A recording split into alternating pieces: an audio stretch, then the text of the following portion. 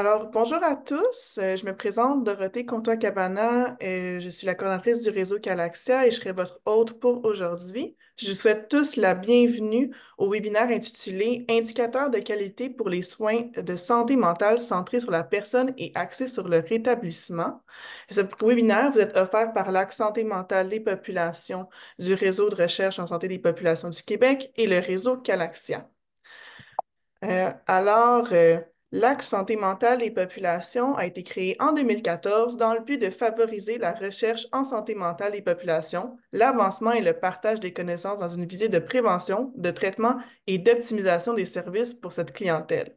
Il regroupe plus de 150 membres étudiants, chercheurs et associés provenant de plusieurs milieux qui travaillent sur des thématiques diversifiées.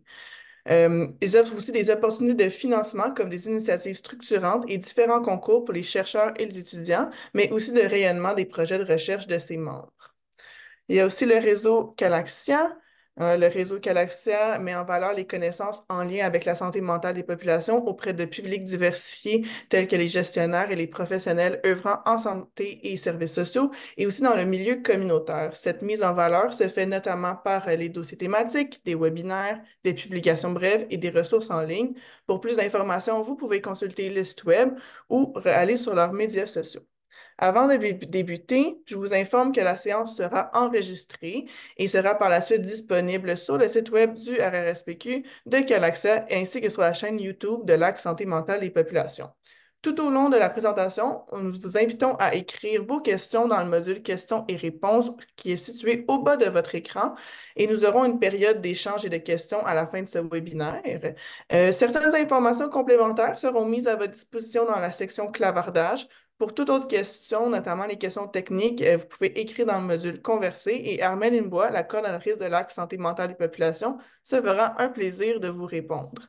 Alors, sans plus tarder, je vous présente notre conférencier. Alors, Mathieu Menier est professeur adjoint au département de médecine familiale et médecine d'urgence de l'Université Laval et c'est un chercheur régulier à Vitam, Centre de recherche en santé durable. Ces travaux de recherche visent à optimiser les trajectoires de soins et de services pour les personnes atteintes de troubles mentaux et de promouvoir des soins et des services intégrés et centrés sur la personne. Alors, sans plus tarder, je laisse la parole à notre conférencier. Bonne conférence.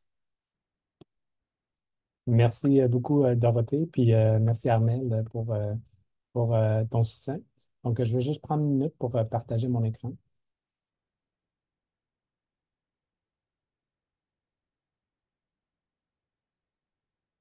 OK.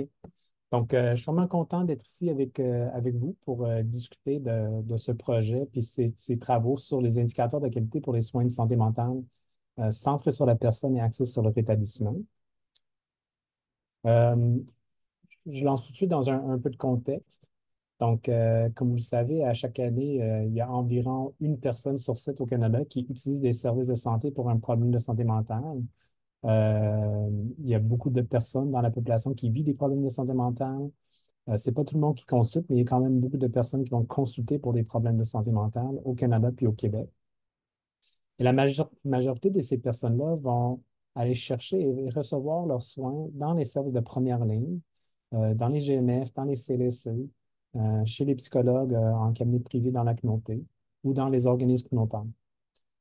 Puis on peut poser la question, dans quelle mesure leurs soins sont-ils centrés sur la personne?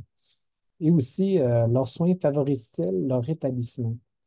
Puis, c'est des questions que je me pose souvent. Moi, j'ai des amis qui ont eu des problèmes de santé mentale, qui n'ont pas toujours eu des bonnes expériences.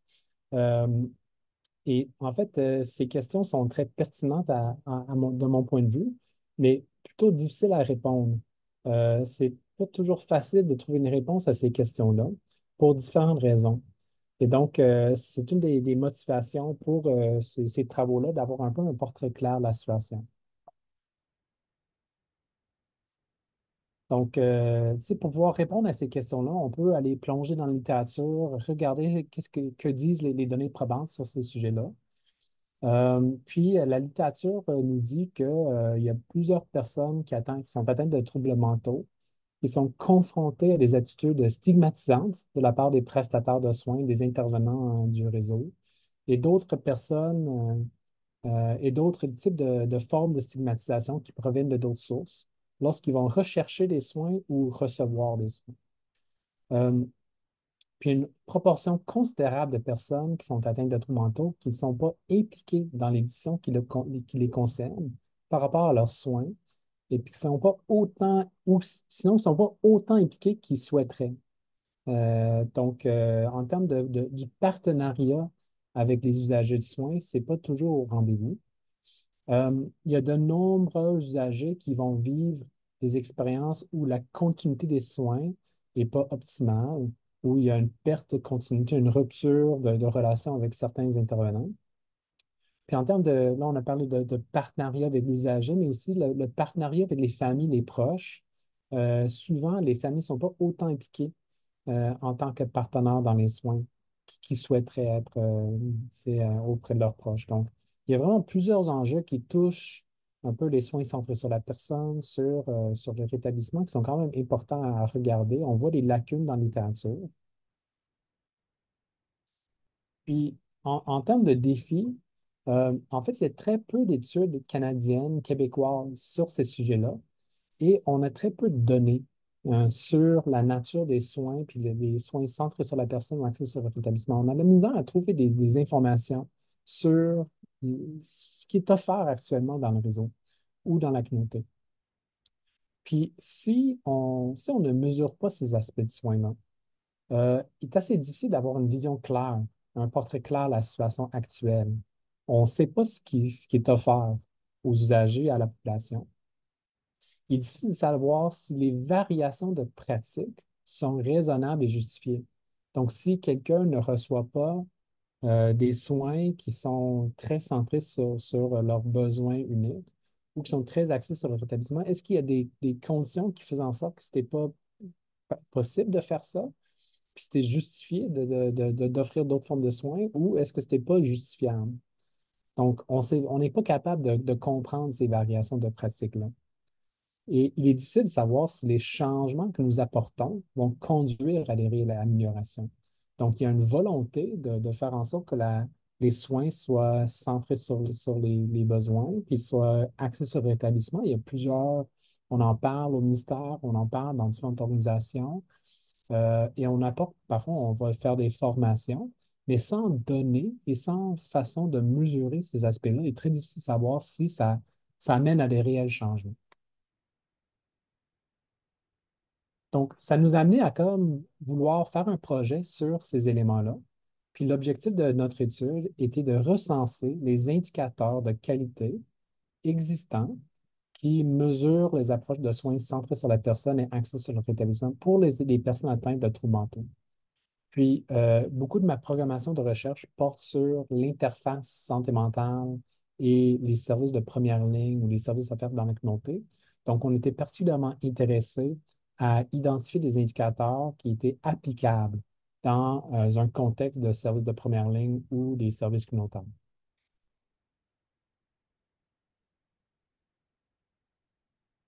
Donc, lorsque je parle de soins centrés sur la personne, il y a plusieurs façons de le définir. Il y a plusieurs concepts qui sont rattachés à cette dimension de qualité. Et donc, nous, on est parti de la littérature on a un peu évalué différents cadres conceptuels pour dire, ben voici un peu les dimensions ou les sous-dimensions qui nous intéressent le plus lorsqu'on va penser aux soins centrés sur la personne. Donc, puis on était quand même ouvert à d'autres dimensions, mais je vous dirais que lorsqu'on a cherché les indicateurs, c'est un peu ces sous-dimensions qui nous ont guidés. Donc, l'idée de pouvoir traiter les gens avec dignité et de respect, c'est quelque chose qui est assez central dans presque toutes les décisions, tous les cadres conceptuels sur les soins centrés sur la personne.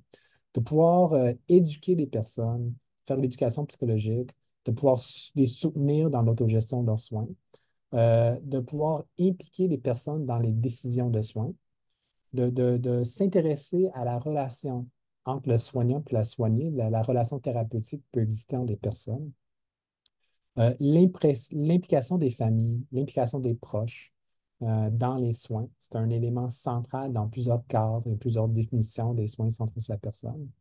Et la coordination des soins. Donc, s'assurer que dans le fond, la personne a le sentiment que autour de lui, il y a une coordination globale de ces soins. Donc, ça, c'était les différentes dimensions qui nous ont intéressés pour ce concept-là. Par rapport aux soins axés sur le rétablissement, dans la littérature, il n'y a vraiment pas un cadre particulier qui ressort du lot, qui est vraiment axé sur les soins, axé sur le rétablissement. Il y a plusieurs cadres qui parlent du rétablissement. Puis là, on a choisi le cadre CHIM, euh, qui a été développé il y a peu une dizaine d'années, qui soumet 5 dimensions d'intérêt pour les soins axés sur le rétablissement. Donc ça, on parle de promouvoir l'autodétermination de la personne, de les impliquer dans les décisions, qui sont vraiment capables de guider un peu la direction de leurs soins. L'identité, de s'intéresser à l'identité de la personne, comment ils sont capables de comprendre leur propre identité, puis comment leur identité change en ayant un trouble de santé mentale. Le lien social, les liens avec la communauté, le lien avec leur famille, leurs amis, tous ces éléments-là. Donner espoir, avoir une vision optimiste pour le futur des personnes et le sens qu'on peut créer en tant que personne avec un trouble mental. On peut avoir des rôles sociaux significatifs, avoir un sens à la vie, c'est une autre dimension qui est importante. Donc, on peut dire que favoriser, c'est offrir des soins qui favorisent ces différentes dimensions-là, sont tous des soins qui sont axés sur le rétablissement. Puis, si vous n'êtes pas familier avec le concept d'indicateur de qualité, dans le fond, on en parle beaucoup dans le domaine de l'organisation des soins, mais il s'agit d'éléments mesurables de la pratique clinique ou de la prestation de services qui peuvent être utilisés pour évaluer la qualité des soins et suivre les améliorations de qualité au fil du temps. En fait, on peut penser que lorsque quelqu'un prend contact avec les services qui vont automatiquement recevoir un bon service puis des bons soins, mais ce n'est pas toujours le cas. Et donc, sans mesure, c'est très difficile de savoir si, mettons, la qualité des soins est vraiment à la hauteur des normes et des standards qui existent. Et donc, on a besoin de mesures pour faire ça. Puis, on peut définir des indicateurs qui vont nous donner des indications de la qualité des soins. Puis, lorsqu'on apporte des changements aussi, on introduit des interventions, bien, ces indicateurs-là nous donnent des informations utiles sur les améliorations qui se font dans les soins. Donc, c'est quand même un élément assez important lorsqu'on veut vraiment s'assurer de la qualité, puis assurer une certaine imputabilité envers la population.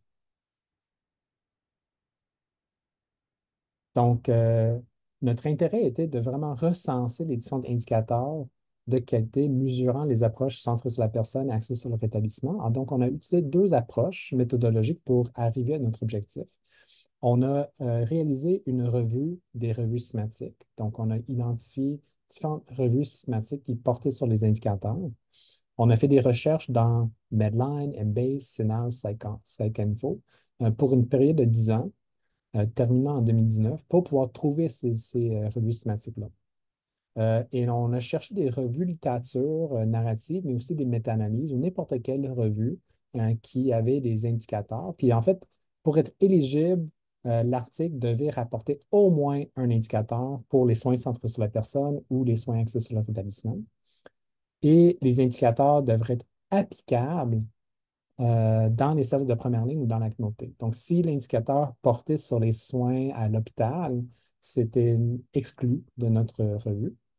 Mais s'il y avait un indicateur qui portait spécifiquement sur les soins de première ligne ou qui était général, mais applicable dans ce contexte-là, il était inclus dans la revue.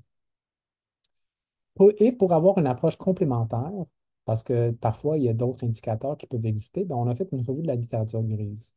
Donc, on a identifié 25 organisations qui produisent des indicateurs. Certaines de ces organisations sont au Canada, d'autres sont à l'international. Puis, on a fait des recherches sur leur site Web. On a regardé dans les rapports qui sont publiés par ces organisations-là. Parfois, il y avait des banques d'indicateurs qui ont été créées par ces organisations-là qu'on pouvait comme regarder, parcourir. Puis, on cherchait des indicateurs qui correspondaient à nos critères d'inclusion, d'exclusion. Et dans le fond, ça, cette recherche-là, on été intéressés par des indicateurs qui ont été présents sur ces sites ou présents dans des publications depuis 2009 jusqu'à 2022. OK? Donc, c'est des travaux qui ont terminé, dans le fond, juste dernièrement, dans la dernière année. Donc, je me lance tout de suite dans les résultats. Donc, combien d'indicateurs on a trouvé de quelles sources? Ben, dans nos recherches dans Medline, Embase, PsycInfo, on a trouvé, nos recherches initiales ont donné lieu à, on a identifié au-dessus de 2000 références qui étaient pertinentes, qui sortaient de notre stratégie de recherche. Puis, lorsqu'on a fait notre screening, puis la sélection de nos articles, puis on était plusieurs membres de l'équipe qui ont fait ça, ben, il y avait 6 revues systématiques qui avaient des indicateurs pertinents pour notre projet. Puis, lorsqu'on faisait notre recherche dans la littérature grise, on a évalué le contenu de 11 organisations canadiennes et 14 organisations internationales. Puis, dans 13 de ces 25 organisations-là, ils rapportaient des indicateurs pertinents. Et donc, lorsqu'on a fait les calculs des différents indicateurs qu'on était capable de trouver, on avait 106 indicateurs qui étaient éligibles, qu'on est capable de rapporter dans notre projet. Voilà les différentes sources. Puis, juste pour vous donner quelques exemples, surtout pour la littérature grise, c'est quel type d'organisation qui nous intéressait. Bien, il y avait des indicateurs produits ou publiés par la Commission de la santé mentale. En Ontario, il y a l'organisation Health Quality Ontario qui publiait des différents indicateurs avec différents guides de pratiques qui émettaient sur leur site. Il y a le CAPS Echo Survey aux États-Unis, National Committee for Quality Assurance, les indicateurs HEDIS, comme on les appelle. C'est en Angleterre, le National Institute for Health and Clinical Excellence qui publie des guides de pratique, puis aussi publie différents indicateurs, puis Public Health Scotland. Dans le fond, on est intéressé vraiment à toutes sortes de sources au Canada, au Québec et aussi partout dans le monde.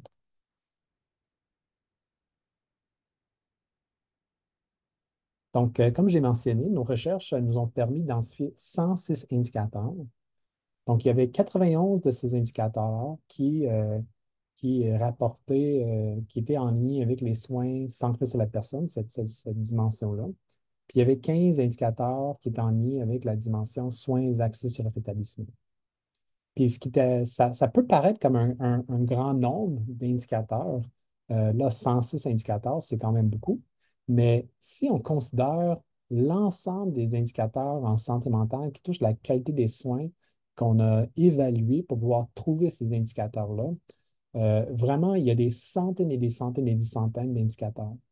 Et donc, cette proportion-là d'indicateurs qui portent sur les soins centrés sur la personne, les soins axés sur le rétablissement, ça représente vraiment une faible proportion de l'ensemble des indicateurs sur la qualité des soins pour les troubles mentaux qui existent dans le monde, dans la littérature, dans la littérature grise.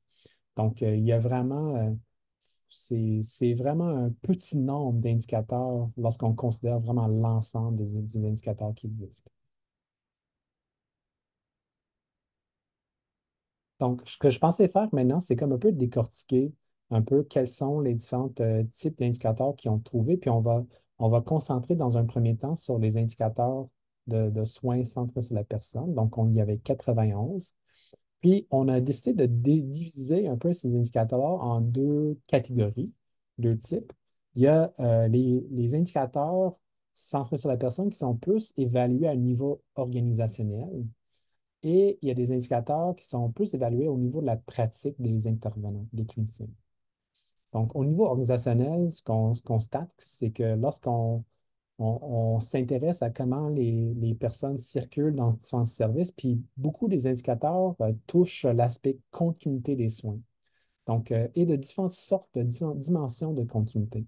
Donc, on peut parler de la continuité de gestion de la problématique de la personne, la continuité relationnelle, donc comment la personne perçoit que, il y a comme un lien en continu à travers le temps avec la même personne ou la même équipe, les mêmes intervenants.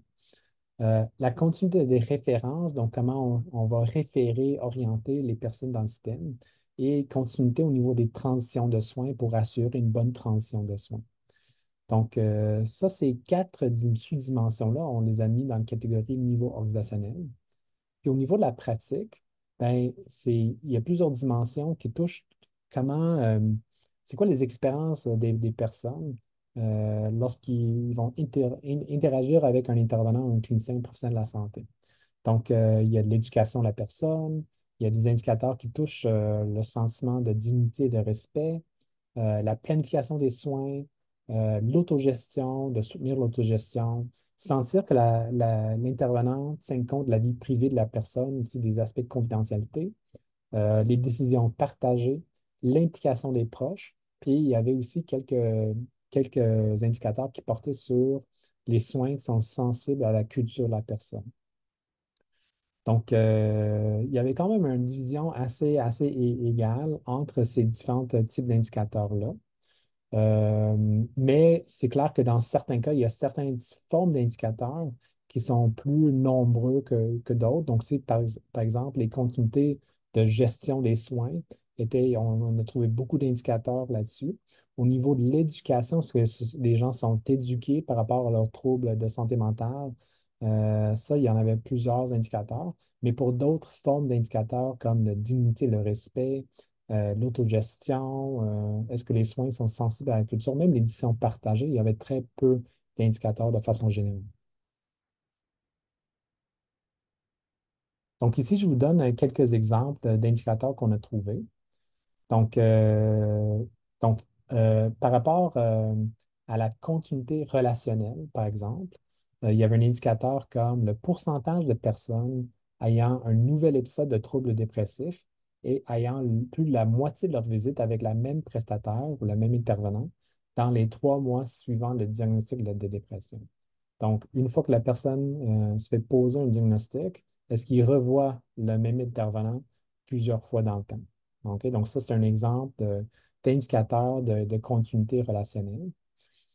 Par rapport à la continuité de gestion, il y avait un indicateur comme le pourcentage de patients en soins primaires avec un traitement de dépression nouvellement initié, avec au moins une visite de suivi dans les 3 semaines suivant la date de prescription de l'antidépresseur. Donc, encore une fois, on est vraiment dans le concept de continuité, mais là, plus dans un contexte de gestion, prise en charge de son problème.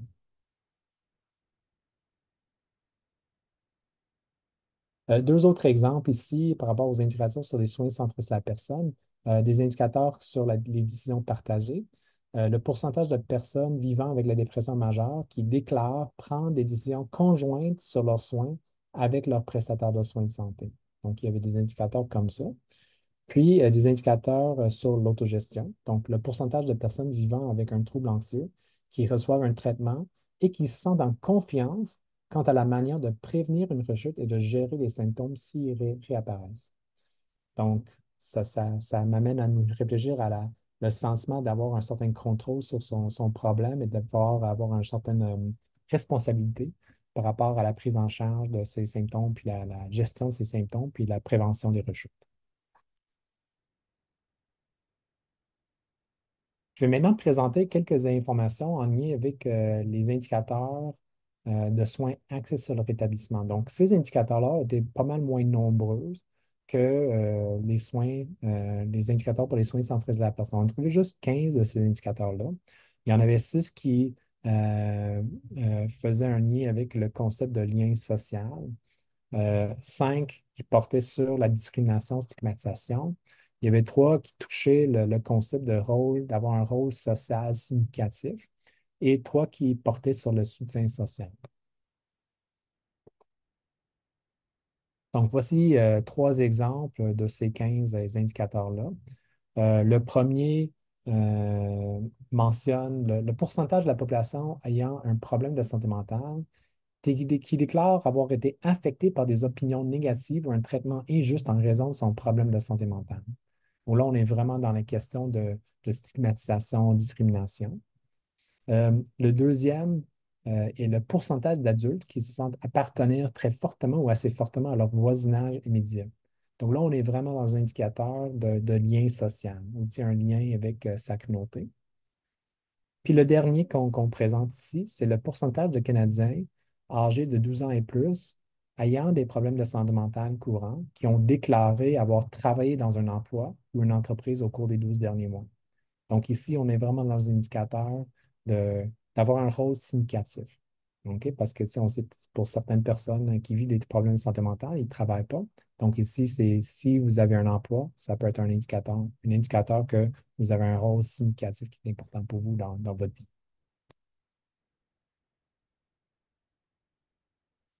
Euh, Ici, ce que je présente dans ce tableau-là, c'est un tableau qui démontre un peu les différentes formes de collecte de données de ces indicateurs-là. OK? Puis, dans le fond, on a à gauche les différents types d'indicateurs, donc les indicateurs de soins centrés sur la personne, les indicateurs pour les soins axés sur le rétablissement, et aussi dans les deux catégories de soins centrés sur la personne au niveau organisationnel et au niveau de la pratique.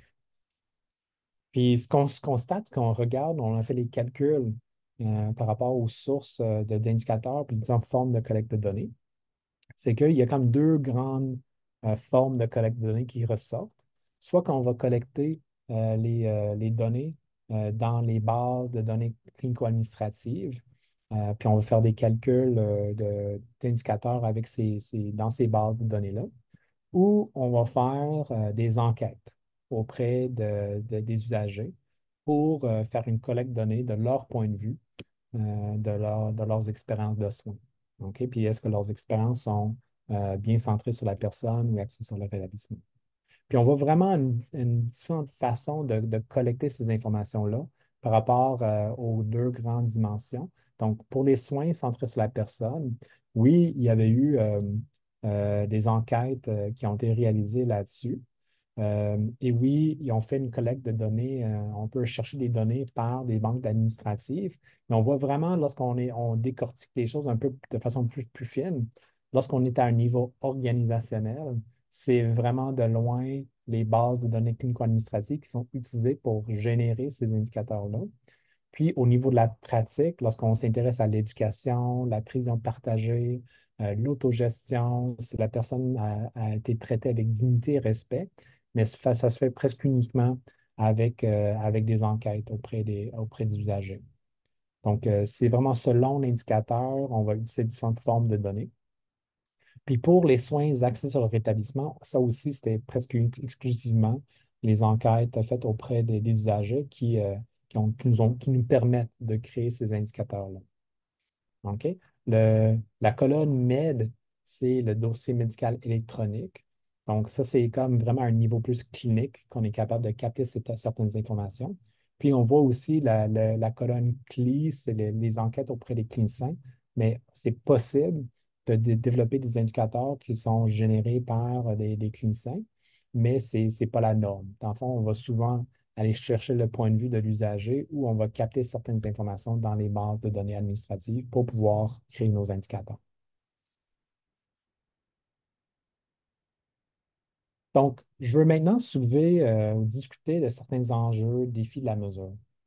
Donc, ce que je viens de présenter sur les différentes formes de collecte de données, ce qu'on constate, c'est que pour les indicateurs de soins centrés sur la personne qui sont mesurés au niveau de la pratique, bien, sont mesurés principalement via des enquêtes sur des expériences des usagers.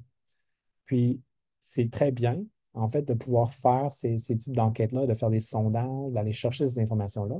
Mais ce qu'on sait aussi, c'est que si ce n'est pas fait de façon régulière, si l'enquête est faite une fois tous les 10 ans, ou très rarement, ou sur une base très locale et pas provinciale, mais c'est une quantité très limitée d'informations. On est très limité par cette information-là. Puis, des fois, certaines informations ne sont plus utiles parce qu'ils datent de trop longtemps.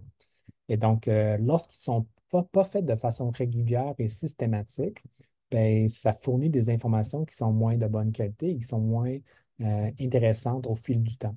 Donc, il y a vraiment un besoin de pouvoir faire une collecte régulière, systématique de ces données-là, mais ce n'est pas quelque chose qui se fait très souvent. Donc, ça veut dire on va très peu disposer d'informations sur ces éléments-là, sur ces aspects-là de soins centrés sur la personne. Pour les indicateurs de soins centrés sur la personne qui sont mesurés au niveau organisationnel, on parle vraiment des questions en lien avec la continuité des soins, OK, de différentes sortes. Ben, ce qu'on a vu dans notre revue, c'est que la majorité de ces mesures-là sont faites avec des bases de données clinico-administratives. Ça veut dire qu'il y a manière de régulièrement extraire des informations sur la continuité des soins. Sauf que on est limité à quelque part avec les types d'indicateurs dont on dispose. On a certaines formes d'informations qui sont, oui, utiles, mais on n'a pas le point de vue de l'usager sur ces éléments-là. C'est une chose si on sait que la personne a été suivie, il y a un suivi régulier avec la même intervenant depuis quelque temps. Mais est-ce que ça veut dire que la personne est réellement satisfaite de la continuité de leurs soins? Est-ce qu'il y a d'autres formes de continuité qu'on doit regarder pour assurer que la personne est satisfaite de leurs soins? Par exemple, la continuité informationnelle. Comment l'information circule parmi les différents intervenants dans les soins? Ça, c'est souvent rapporté comme une dimension de qualité très importante du point de vue des usagers, mais il n'y a aucun indicateur sur ces éléments-là. Donc, quelque chose qui est très important et pas du tout mesuré. Puis ça, je pense que c'est vraiment un enjeu au niveau de pouvoir porter un jugement sur la performance de notre système. Puis, ces enjeux de mesure soulèvent la question des infrastructures qui existent actuellement pour voir c'est faire ces mesures-là dans les services de première ligne et dans les services communautaires. C'est dans les services de première ligne, si on pense à nos CLSC, nos GMF, y a-t-il une manière de collecter ces informations-là auprès des personnes? Quelles informations disposons-nous pour mesurer les soins centrés sur la personne qui sont captés dans nos bases de données clinico-administratives, comme par exemple pour les CLSC avec eCLSC? Qu'est-ce qu'on peut créer comme indicateur? Dans nos GMF, qu'est-ce qu'on peut capter? Puis quand est-ce qu'on est capable d'agréger les informations? Parce que souvent, les dossiers médicaux électroniques sont tellement différents d'une clinique à une autre. Donc, il y a vraiment plusieurs enjeux de pouvoir avoir des données populationnelles qui vont être parlantes, tu sais, par rapport aux soins centralisés à la personne. Puis dans les organismes communautaires, il manque aussi beaucoup ces infrastructures-là pour pouvoir capter certaines expériences de soins des personnes. Donc, il y a réellement un enjeu informatique, technologique, puis de l'organisation par rapport à comment on peut capter les informations sur des expériences de soins des personnes.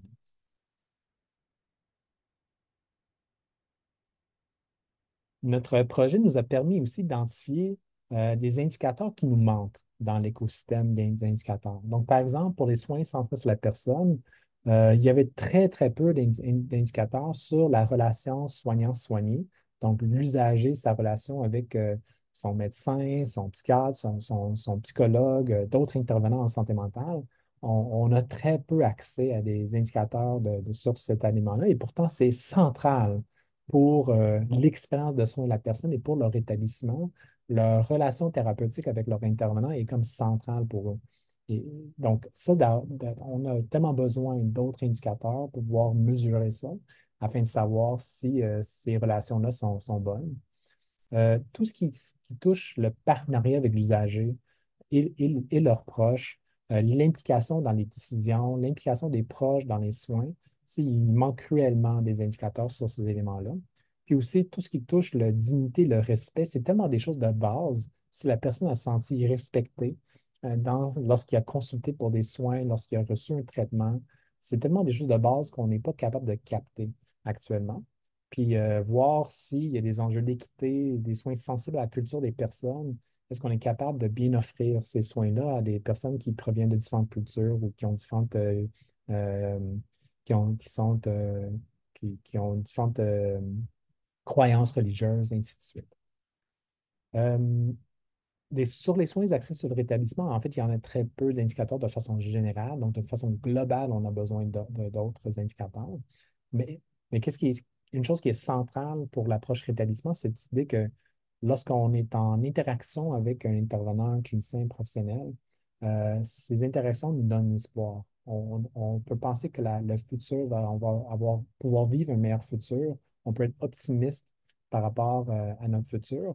Puis là, pour l'instant, il y a pas d'indicateur là-dessus qu'on a pouvoir trouver dans notre recension d'indicateurs.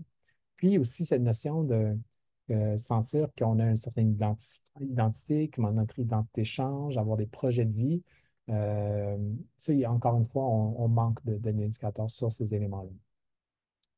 Puis une analyse fine aussi des indicateurs nous dit que, il nous manque des indicateurs qui sont spécifiques aux troubles mentaux courants pour les, tu sais, parce que dans le fond, c'est beaucoup ça qui va être, les gens avec des troubles mentaux courants qui vont consulter dans les services de première ligne et dans la communauté. Et on manque d'indicateurs qui sont spécifiques aux jeunes, donc les expériences de soins des jeunes et leur établissement, puis ainsi les expériences des aînés. Donc, dans le fond, on peut s'intéresser à différents groupes selon leur âge, selon leur culture, selon leur type de diagnostic ou leur trouble qu'ils vivent. Et donc, dans le fond, on peut développer des indicateurs très spécifiques, mais il manque ces indicateurs-là. Ils n'existent pas à notre connaissance. Donc, en termes de messages clés, ce que je voulais comme vous partager, c'est vraiment dire qu'au Canada et ailleurs dans le monde, au Québec, notre capacité à recueillir des données sur les expériences de soins qui sont centrées sur la personne et axées sur le rétablissement est très limitée. On a vraiment une capacité très limitée à aller chercher ces informations-là. Puis, il est souvent impossible de savoir si les soins que les usagers reçoivent sont adéquats par rapport à ces dimensions de qualité.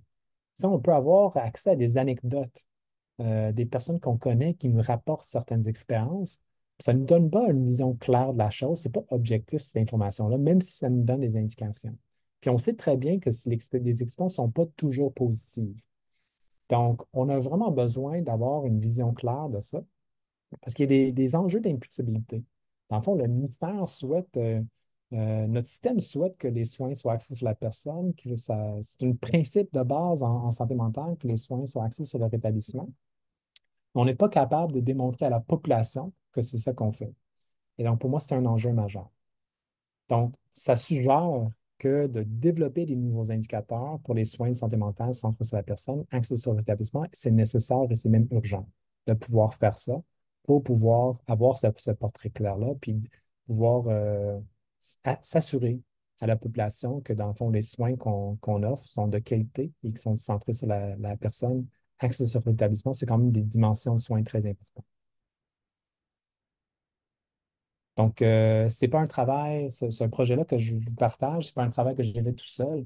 J'étais accompagné par une très belle équipe, Audrey-Anne Gagnon, Sophie Rivet, Morgane Gabet, qui travaillent avec moi sur ce projet-là. Je les remercie pour leurs travaux. C'est quand même des travaux pour lesquels je suis très fier.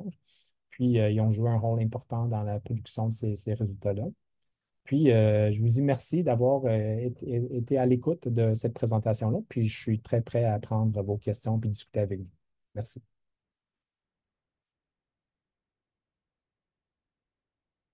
Oui, merci énormément, Mathieu, pour cette super belle présentation. C'est super intéressant, très pertinent comme sujet.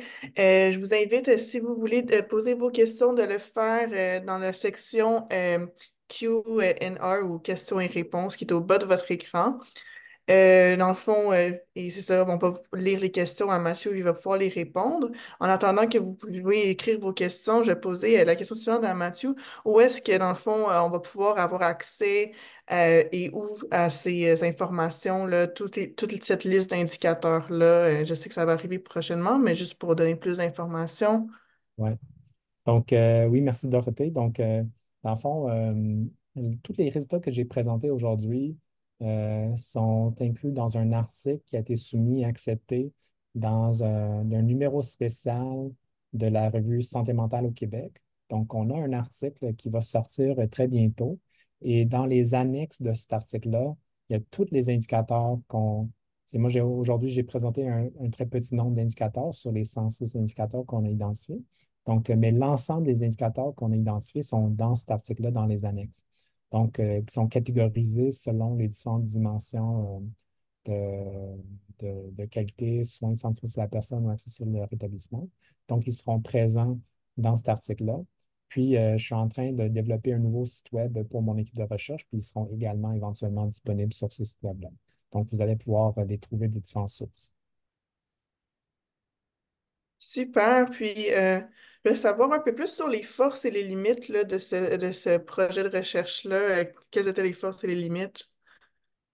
Oui, donc, merci. Donc, je pense que une des forces de notre projet, c'est le fait que, dans le fond, on s'est intéressé aux indicateurs Puis dans nos méthodes, on a employé différentes méthodes pour trouver ces indicateurs-là.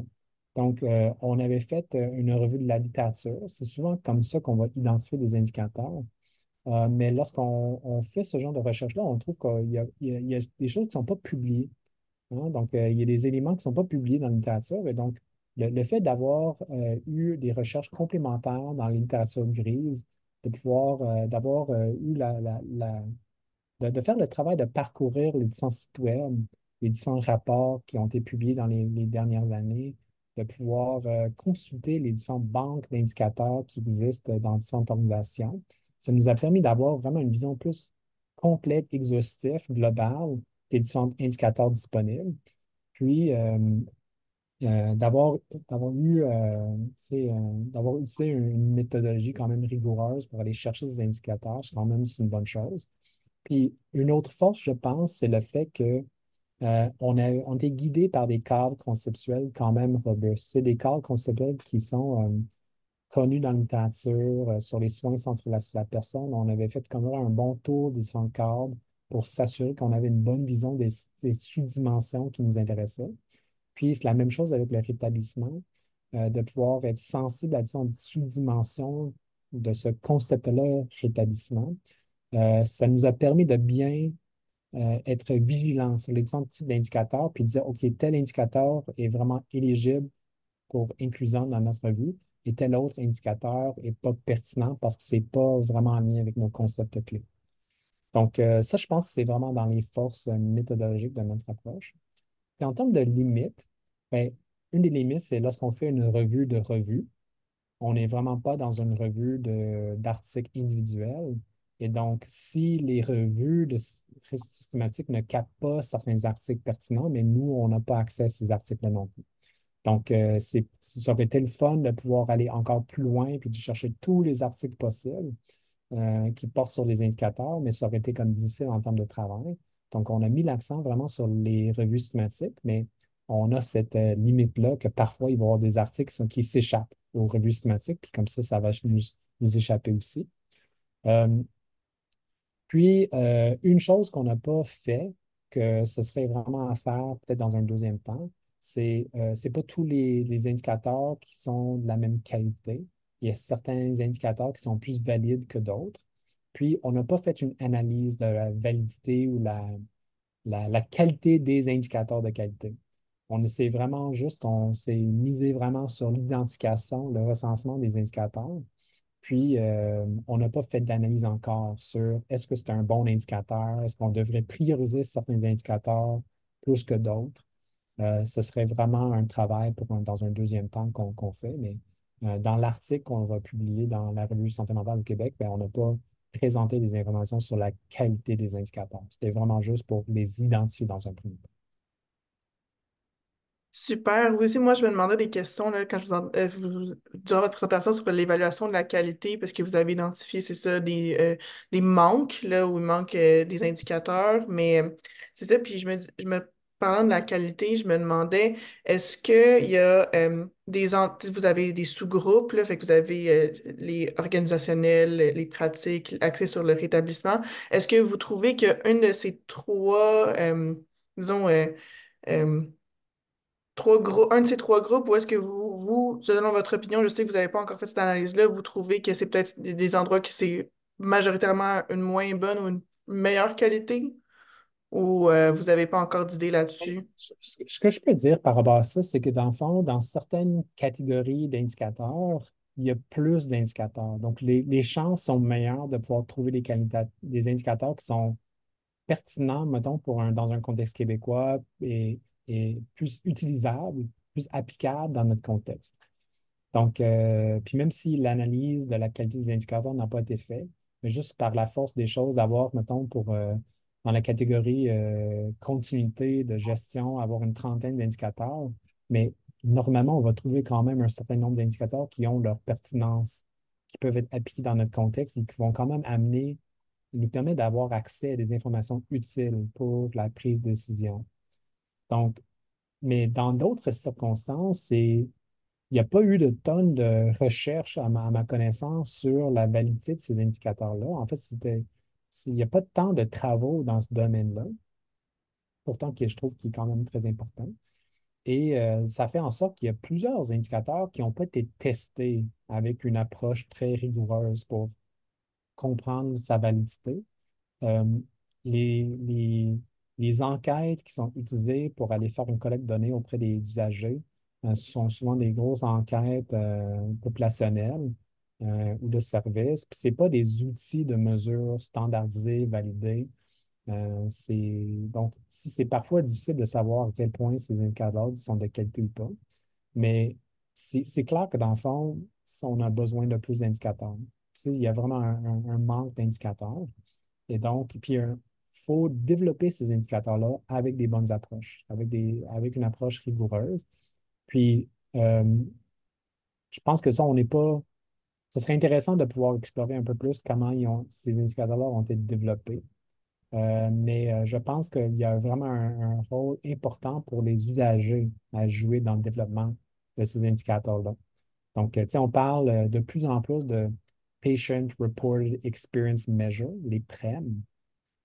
Puis parfois, on parle de PROM, Patient Reported Outcome Measure. Et donc, tu sais, il y a maintenant des méthodologies qui existent pour développer ces indicateurs-là ou ces mesures-là. Et donc, puis normalement, dans le développement de ces mesures-là, il y a une implication importante des personnes qui sont concernées, c'est les usagers. Et donc, ça, je pense que ce serait pertinent de regarder à quel point ça a été fait dans le passé, mais aussi de proposer des méthodes qui vont nous permettre de faire ça dans le futur, de pouvoir développer des indicateurs. Super, merci. Je m'enchaînais avec une question de un de nos participants. Dans le fond, c'est Claudie Audet qui vous demande, dans le fond, vous avez dit avoir inclus la première ligne et le milieu communautaire qui sont assez différents en termes de structure excusez-moi, organisationnelle. Est-ce que vous avez remarqué des différences entre les indicateurs provenant de la première ligne versus du milieu communautaire? Oui, c'est une excellente question. Je vous dirais que dans la majorité des cas, les indicateurs ne sont pas nécessairement formulés sont pas assez spécifiques pour dire voici, on mesure quelque chose qui se passe uniquement en première ligne versus uniquement dans les services communautaires. Ça peut arriver, hein, je veux dire, mettons, en tout cas, je suis en train de regarder mon tableau de notre article, là, mais c'est vraiment sur 106 indicateurs, il y avait 80 qui étaient comme plus de l'ordre général, dans le sens que les mots soins primaires ou services de première ligne ou services communautaires ne sont pas nommés, mais c'est quand même des indicateurs qui ont été jugés applicables dans ces contextes-là. OK? Donc, c'est comme des indicateurs qui sont un peu passe-partout, on peut appliquer dans plusieurs contextes. Lorsqu'un indicateur était comme ça, mais comme clairement plus applicable dans un contexte hospitalier ou de soins spécialisés, il était exclu, mais sinon, il était inclus dans la revue. Donc, c'est difficile à juger pour voir s'il y a vraiment des différences dans la formulation des indicateurs, parce que vous avez complètement raison, il y a comme une différence de structure organisationnelle dans les services de première ligne versus les services communautaires. Puis, je pense que s'il y a de la place au développement pour dire, ben, lorsqu'on s'intéresse à ce qui se passe dans les services communautaires, est-ce qu'on peut développer ou tu sais, proposer des indicateurs qui s'appliquent bien, qui s'adaptent bien à ce contexte-là spécifique, versus des indicateurs qui sont plus parlants spécifiquement pour les services de première ligne. Mais à date, ce qu'on a trouvé, c'est des indicateurs qui sont assez généraux pour pouvoir s'appliquer dans les deux contextes. Donc, c'est comme, on ne voit pas nécessairement des indicateurs qui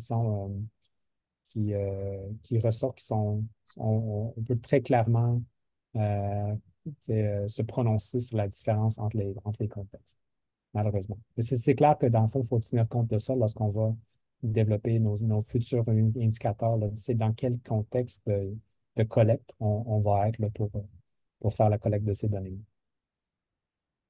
Très bonne question. Super. Et ensuite, là, je sais qu'on a parlé de la qualité, puis là, ensuite, là, des différents milieux du contexte. Sur la même ordre d'idée, quelles seraient, après là, votre article, quelles seraient les prochaines étapes là, qui sont dans l'avenir pour faire suite à ce projet? Ouais. Donc, je pense que pour moi, je trouve qu'on est dans un contexte intéressant actuellement, au Québec surtout. Euh, si je me fie un peu à tu sais, au dernier plan d'action en santé mentale, on parle de plus en plus de la mesure, c'est de la qualité des soins, puis de pouvoir capter certaines expériences, certains effets, certains résultats de la population. Moi, je m'implique beaucoup dans le déploiement du programme québécois pour les troubles mentaux. Donc, ça, c'est un programme qui vise à améliorer l'offre de soins pour les troubles mentaux dans les services de première ligne, dans les services communautaires, dans la communauté. Et donc, un des éléments centraux de ce programme-là, c'est d'instaurer une culture de mesure puis de promouvoir des pratiques de mesure clinique en continu. Donc, les intervenants sont de plus en plus appelés à utiliser des outils validés comme le PHQ-9 pour suivre les symptômes de dépression, comme le GAD-7 pour suivre les symptômes d'anxiété, pour suivre le fonctionnement des participants. Donc, tranquillement, on commence à capter des informations intéressantes sur certains résultats de soins. OK? Et pour pouvoir suivre l'état de santé mentale de la personne à travers le temps. Lorsqu'on va intervenir, est-ce que leur état de santé mentale va s'améliorer? Puis je pense que c'est vraiment des très bonnes choses qu'on est en train de faire. Et pour moi, c'est juste une partie des éléments, c'est juste une proportion des éléments qui doivent être captés. Moi, je pense que l'expérience de soins de la personne, puis son cheminement dans son rétablissement sont importants à capter. Et donc, comme prochaine étape de cette revue-là, moi, je m'intéresse à mettre en place, développer des projets qui sont autour du développement de nouveaux indicateurs. Donc, de former une équipe qui va, tu sais, la récension des écrits est maintenant faite. Donc, on fait quoi? Maintenant, c'est le temps de comme réfléchir à quelle dimension on souhaite vraiment évaluer dans nos services. Et c'est qui va nous aider à construire ces indicateurs-là.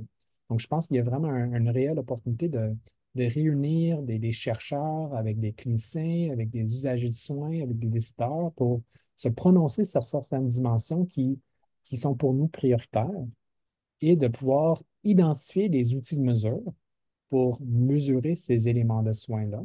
Parce qu'il existe des outils de mesure pour mesurer le rétablissement, pour mesurer les soins axés sur la personne, centrés sur la personne. Donc, de pouvoir identifier ces différents outils de mesure-là, puis commencer à proposer un genre de core set, un groupe, c'est de core là, d'indicateurs là, pour les soins centrés sur la personne et surtout axés sur le rétablissement. Moi, je pense qu'il y a vraiment un besoin. C'est, moi, j'aimerais bien que notre système puis nos services soient vraiment axés sur le rétablissement. Je pense que c'est tellement fondamental pour les personnes que même au-delà de leurs symptômes, ils trouvent qu'ils sont capables de trouver une certaine satisfaction avec la vie, de trouver un sens à la vie, de pouvoir cheminer dans leur compréhension de leur maladie, quel rôle ça joue dans leur vie. Donc, juste en se fiant uniquement sur des mesures de symptômes comme la dépression, le on ne capte pas cet élément-là. Et donc, c'est vraiment important que notre système ne s'est pas axé uniquement sur les symptômes de la maladie, mais aussi sur le bien-être et sur le rétablissement. Donc, c'est pour nous, c'est comme prochaine étape, je vois vraiment des projets qui vont chercher à développer des nouveaux indicateurs en partenariat avec différents groupes qui sont concernés afin de pouvoir, tu sais, arriver à avoir une liste d'indicateurs qu'on peut commencer à mettre en place dans notre système. Donc, de les piloter dans différents milieux, puis éventuellement de promouvoir une mise à l'échelle plus grande de ces choses-là. Puis je pense que c'est une des stratégies qu'on peut employer pour avoir un effet sur le système. OK, qui est au-delà de juste des orientations, puis des beaux mots, puis des belles idées. C'est vraiment, ça peut changer la pratique lorsqu'on se fait évaluer. Puis on n'est pas dans une perspective de nécessairement de reddition de comptes, mais plutôt dans une perspective de comment est-ce qu'on peut bien répondre aux besoins de la population, puis assurer une certaine imputabilité face à nos soins. Donc, c'est un peu pour moi ce que je vois comme prochaines étapes. Mhm. Super. Puis, juste pour continuer là-dessus, je vous ai entendu parler beaucoup de déterminer les bonnes priorités.